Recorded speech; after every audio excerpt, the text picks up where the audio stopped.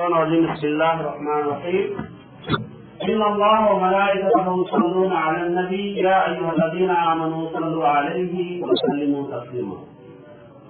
అభిమాన సోదరులు గౌరవమైన పెద్దలు మీ అందరికీ నా అభివాదం. అస్సలాము అలైకుం వరహ్మతుల్లాహి వబరకాతుహు. నిన్నటి మన ప్రసంగాంశం మహాప్రవక్త ముహమ్మద్ సల్లల్లాహు అలైహి వసల్లం వారి హక్కులు మనపై వారి హక్కులు ఏ విధంగా ఉన్నాయన్న అంశం నిన్న మనం చర్చించుకోవడం జరిగింది.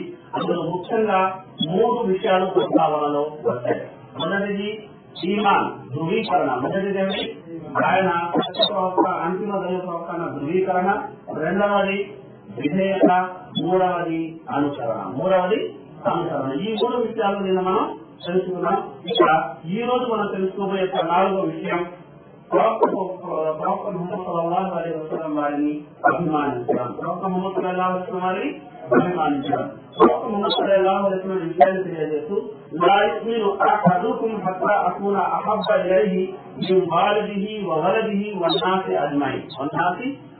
ప్రవక్త సల్లల్లాహు అలైహి వసల్లం ఇక్కడ అభిమానం గురించి ఇచ్చిన ఆదేశాన్ని మనం ఒకసారి మనం పరిశీలించుకున్నట్లయితే అల్లాహ్ సుబ్హానహు వ తఆలా ఈ విధంగా తెలియజేస్తున్నారు, మీకు మీ సంతానము కానీ, మీ భార్య పిల్లలు కానీ, మీ ఆస్తిపాస్తులు కానీ, మీ వ్యాపార లావాదేవీలు కానీ, మీ ఇల్లు కానీ, ఇవన్నీ అల్లాహ్ మరియు అల్లాహ్ ప్రవక్త కన్నా ఎక్కువగా అయినట్లయితే మీరు అల్లాహ్ శిక్ష పట్ల భయపడండి. అల్లాహ్ శిక్ష అనేది మీపై వచ్చి పడే అవకాశం ఉంది. అంటే మనిషి అల్లాహ్ను, అల్లాహ్ ప్రవక్తను తన ధన మానాల కన్నా ఎక్కువగా అతను అభిమానించాలి. అలా అభిమానించినప్పుడే అతను విశ్వాసి కాగలరు. కనుక ప్రవక్త ముహమ్మద్ సల్లల్లాహు అలైహి వసల్లం వారు చెప్పిన మాట ఏంటంటే, మీలో ఒక వ్యక్తి విశ్వాసి అవ్వాలి అంటే అతను నన్ను తన తండ్రి కన్నా, తన కొడుకు కన్నా, తన సకల ప్రజల కన్నా ఎక్కువగా అభిమానించిన పక్షంలోనే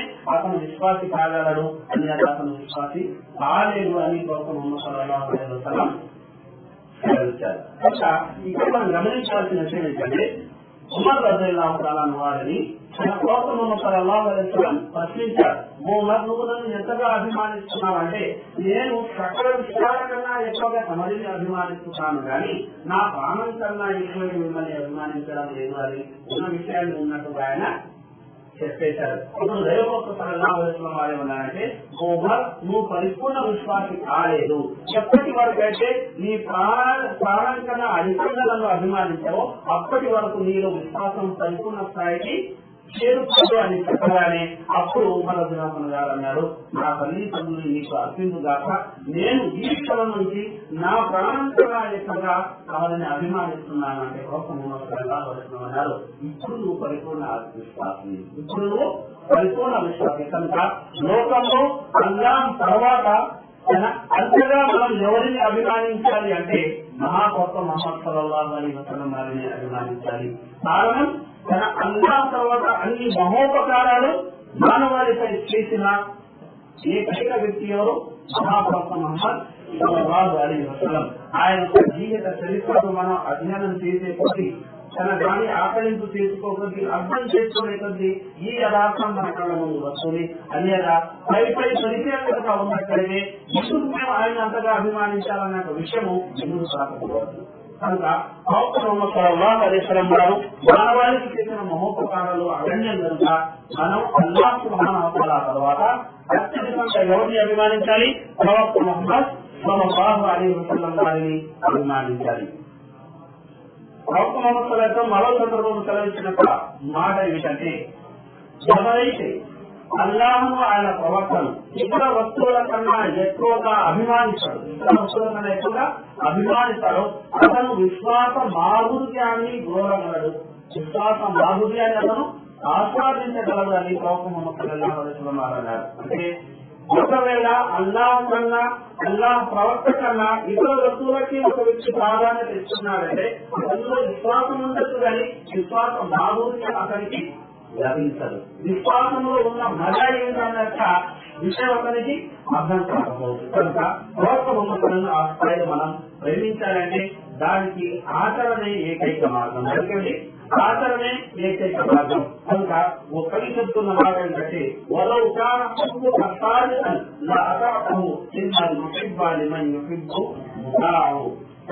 ఒకవేళ మీకున్న ప్రేమే కనుక నిజమైనట్లయితే ప్రేమించిన ఆ వ్యక్తిని అనుసరించి ఖచ్చితంగా అనుసరించేవారు. ఎందుకంటే ప్రేమించే వ్యక్తి తన ప్రేయసి కోసమో తను ప్రేమించే వ్యక్తి కోసమో సర్వస్వాన్ని అతను త్యాగం చేయడానికి సిద్ధంగా ఉంటాడు. కనుక ఇక తర్వాతి విషయానికి మనం వచ్చినట్లయితే అల్లాహ్ సుబ్హానహు ఖురాన్ ఏ విధంగా తెలుస్తున్నాడు. ప్రవక్త ముహమ్మద్ సల్లల్లాహు అలైహి వసల్లం వారిని అభిమానించాలని కూడా తర్వాత ప్రవక్త ముహమ్మద్ సల్లల్లాహు అలైహి వసల్లం గౌరవించాలి. ఏం చేయాలండి? గౌరవించాలి. కనుక అల్లాహ్ సుబ్హానహు తఆలా సూరతుల్ ఫాతిహాలో తెలియజేస్తున్నారు, ఓ అల్లాహ్ సకల మానవాళి పాలిట మేము నిన్ను శుభవార్తలు ఇచ్చేవాడిగాను భయపెట్టేవాడిగాను చేసి పంపించాము. ఇలా ఎందుకు పంపించాము? వారు అల్లాహ్ను విశ్వసించాలి, ఆయన ప్రవక్తను విశ్వసించాలి, ఆయన్ను గౌరవించాలి కూడా, ఆయన్ను సన్మానించాలి కూడా. అంటే త్వాజిరు అంటే అక్కడ త్వాజిరు అనేది గౌరవానికి కిందికి వస్తుంది. అప్పుడు అంటే ఆయనకి ఇవ్వాల్సిన స్థానాన్ని ఇవ్వడం అనే అర్థంలో అక్కడ వస్తుంది. కనుక ఈ ఆదేశం ఇచ్చేవారు అల్లాహ్ సుబ్హానహు వ తఆలా ఇక్కడ వివరించారు. కనుక దీనికి సంబంధించిన మర్యాదను మనం చూసుకుంటే అల్లాహ్ సుబ్హానహు వ తఆలా అంటారు, లా తజఅలు దుఆ రసూలి దుఆయి బాదికుం బాదా. మీరు ఒకరికి ఎలాగైతే పిలుస్తున్నారు ఓ మహమ్మద్ లేదంటే దీనికంటూ ఈయనంటూ ఆనందం ఎలాగైతే మనం పిలుచుకుంటున్నామో అలా ప్రవక్త ముహమ్మద్ ఎలా పిలవకండి. కనుక ఖురాన్ మొత్తంలో అనేక ప్రవక్తల పేర్లతో అల్లాహ్ సుబ్హానహు వ తఆలా సంబోధించిన సందర్భాలు ఉన్నాయి. కానీ ప్రవక్త సల్లల్లాహు అలైహి వసల్లం వారిని పేరు తెలుసుకున్న అల్లాహ్ సుబ్హానహు వ తఆలా సంబోధించలేదు. యా అయ్యుహ రసూల్, ఓ ప్రవక్త అన్నాడు. ఓ దుఃఖాన్ని కప్పుకొని పడుకునే వాడా అనక ప్రేమపూర్వకమైన వచనాలు మనకు కనబడతాయి. కానీ ఓ మహమ్మద్ అని చెప్పినట్టుగా ఖురాన్లో ఎక్కడ మనకు కనబడదు. అలాగే ప్రవక్త సహాబాల జీవితాన్ని మనం గమనించినట్లయితే మొత్తం జీవితంలో యా రసూలుల్లాహ్ యొక్క మాట వినబడుతుందే కానీ ఓ దైవ ప్రవక్త అన్న మాట వినబడుతుందే కానీ ఎక్కడాను వారు వచ్చి యా మహమ్మద్ అని చెప్పినట్టు మనకు కనబడదు, వినబడదు. అయితే అది చెప్పిన కొందరు ఉన్నారు. వారు ఎవరు? లేనివారు పరిశేషుని ప్రజలు కొందరు అలా వచ్చి చాలా కోపంతో ప్రవక్త వివరించినప్పుడు అలా మాట్లాడి కనబడతాయి. కానీ విశ్వాసులైన ఏ ఒక్కరు ప్రవక్త పేరు పెట్టి పిలిచినట్టుగా మనం కనుక ఒకవేళ ప్రవక్త ముహమ్మద్ సల్లల్లాహు అలైహి వసల్లం పేరు తీసుకోవాల్సి వచ్చిన పరిస్థితి ఏర్పడితే దాన్ని మనం గౌరవంగా ఆ పేరు తీసుకునేందుకు మనం ప్రయత్నించాలి. అలాగే తర్వాతి విషయాన్ని మనం తీసుకున్నట్లయితే అల్లాహ్ సుబ్హానహు వ తఆలా ఖురాన్లో తెలుస్తున్నాడు, ప్రవక్త సల్లల్లాహు అలైహి వసల్లం మీద దరూద్ పంపించాలి. ఏం చేయాలి? ప్రవక్త సల్లల్లాహు అలైహి వసల్లం వారి మీద దరూద్ పంపించాలి. దరూద్ అంటే సల్లల్లాహు అలైహి వసల్లం, ఇది కనీసం. ఇది సల్లల్లాహు అలైహి వసల్లం కనీసం. ఈ దరూద్ పంపించడం ఎవరు చెప్తున్నా? స్వయంగా అల్లాహ్ సుబ్హానహు వ తఆలా. ఎందుకు? దైవదూతలు అల్లాహ్ కూడా పంపిస్తున్నారు. సో విశ్వాసులారా మీరు కూడా ప్రవక్త మీద దరూద్ పంపించాలని స్వయంగా అల్లాహ్ సుబ్హానహు వ తఆలా తెలుస్తున్నారు. మరి ప్రవక్త సల్లల్లాహు చెప్పిన మాట ఏంటంటే ప్రపంచంలోనే అత్యంత పీనాది విధవ ఎవరంటే నా పేరు విని కూడా సల్లల్లాహు అలైహి వసల్లం అని కూడా చెప్పాలి. విశ్వాసం ఏముందో కూడా నన్ను నమ్ముతూ కూడా నా పేరు విని కూడా సల్లల్లాహు అలైహి వసల్లం చెప్పేవారు ప్రపంచంలోనే అందరికన్నా ఎక్కువ పిసినాలి అని ప్రవక్త ముహమ్మద్ సల్లల్లాహు అలైహి వసల్లం తెలియడమే కాకుండా ఎవరి ముందైతే నా పేరు తీసుకోబడుతుందో అతను ఒకవేళ దరూద్ పంపించలేదంటే అతను నశించుగాక అని దైవదూత జిబ్రాయిల్ అలైహిస్సలాం ప్రార్థన కట్టి ప్రవక్త సల్లల్లాహు అలైహి వసల్లం ఆమీన్ అన్నారు. కనుక ప్రవక్త ముహమ్మద్ సల్లల్లాహు అలైహి వసల్లం పేరు నేను నిలబడినప్పటి ఎన్నిసార్లు తీసుకుంటున్నాను? మనం ఆత్మసమీక్ష చేసుకోవాలి. ఎన్నిసార్లు పేరు ఉంటున్నాము? మనలో ఎంతమంది సల్లల్లాహు అలైహి వసల్లం నోటితో చెప్పుకుంటున్నారు? మనసులో మననం చేసుకుంటారు. ఒకవేళ మనం చేసుకోవడం లేదంటే అక్కడ జాగ్రత్త పడాలి. మన విశ్వాసాన్ని మనం కాపాడుకునేందుకు ప్రయత్నించాలి. జరుగు మసీదులో వెళ్లేటప్పుడు జరుగుతూ చదవచ్చు, మసీదు నుండి బయటకు వచ్చేటప్పుడు చదవచ్చు, సమాజంలో జరుగుతూ చదివేక అనుమతి ఉంది, ప్రసంగ ప్రారంభంలో జరుగుతూ చదివే అనుమతి ఉంది, హిమలో జరుగు చదివేక అనుమతి ఉంది, జుమాలో జరుగుతూ చదవచ్చు. అదే లేదా ప్రవక్త సల్లల్లాహు అలైహి వసల్లం సమాజంలో వెళ్ళినప్పుడు జరుగుతుంది, శుక్రవారం రోజు ముఖ్యంగా జరుగుతూ చదవచ్చు. ఇలా జరుగుతూ చదివే యొక్క సందర్భాలు అజాలు ఇది అని చాలా సందర్భాలు మన దినేశ యొక్క రోజు వారి యొక్క చర్యలు మనకు కనబడతాయి. కనుక హెచ్చరిక శాతం ప్రవక్త ముహమ్మద్ సల్లల్లాహు అలైహి వసల్లం మీద జరుగుతున్నది తెలియడం మనం ప్రయత్నించాలి. చివరి 2 విషయాలు చర్చించుకుని ముందు పెట్టుకున్నాం. అందులో ఒకటి, మనమంటే ఒకవేళ భేదాభిప్రాయం మతపక్షాలు లాంటివి ఒకవేళ ఏర్పడితే ఆ భేద భావాలను ఆ మతపక్షాలను ఎవరికి మళ్లించాలి? అల్లాహ్ వైపు మళ్లించాలి, లేదంటే అల్లాహ్ ప్రవక్త వైపు మళ్లించాలి. ఆ విషయంలో వారు ఏదంటే తీర్మానం అయితే చేస్తారో ఆ తీర్మానాన్ని మనస్ఫూర్తిగా మనం స్వీకరించాలి.